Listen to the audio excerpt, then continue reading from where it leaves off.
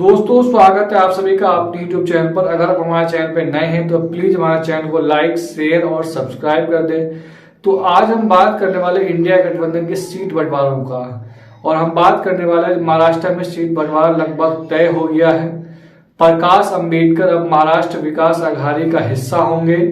और अगर seat sharing की बात करें तो महाराष्ट्र की असेंबली में अभी कांग्रेस सबसे बड़ी पार्टी है, तो इस वजह से कांग्रेस वहां पर लगभग 20 सीटों को चुनाव लड़ेगी। शिवसेना 18 सीटों को चुनाव लड़ेगी। ऐसा माना जा रहा है कि शिवसेना के विभाजन के बाद महाराष्ट्र में लोगों को उनके प्रति काफी सहानुभूति है, और इस सहानुभूति की वजह से उनको काफी ज्यादा बेनिफिट होने वाला है। इस वजह से कांग्रेस के बाद शिवसेना सबसे ज्यादा सीटों पर लड़ेगी, वो है 18 सीट।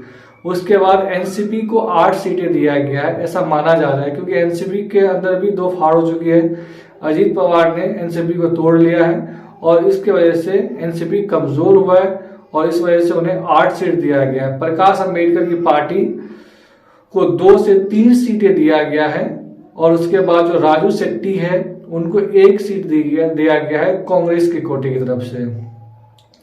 अगर किसी भी सीट पर सहमति नहीं बन पाती है तो आखिर में कांग्रेस अध्यक्ष मल्लिकार्जुन खड़गे, राहुल गांधी, उद्धव ठाकरे और शरद पवार की बैठक होगी, और उस बैठक में रास्ता निकाल लिया जाएगा। जो भी रास्ता होगा उसे रास्ता निकाल लिया जाएगा। जो भी पार्टी वहां पर मजबूत होगी वो पार्टी वहां पर चुनाव लड़ेगी, और सभी पार्टियां उनको सपोर्ट करेंगे। तो लगभग इंडिया गठबंधन में महाराष्ट्र में लगभग तय माना जा रहा है, किसी भी प्रकार का कोई विवाद नहीं है। सभी नेताओं ने बैठक के बाद कहा कि हमारा जो बैठक में जो माहौल था वो भी काफी अच्छा रहा।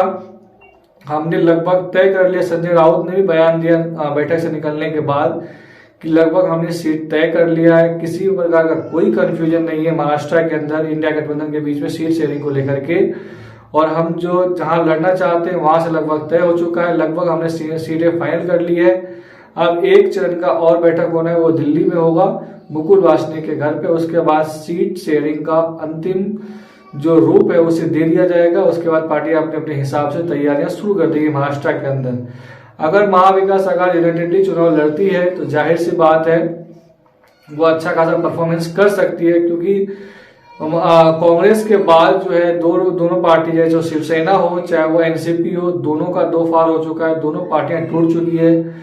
एनसीपी को उसके अजीत पवार ने उसे तोड़ दिया है, और 2 फिलहाल अभी जो है उसमें लड़ाई चल रही है किसका ओरिजिनल एनसीपी किसका है। उससे पहले शिवसेना को भी 2 टुकड़े कर दिए गए।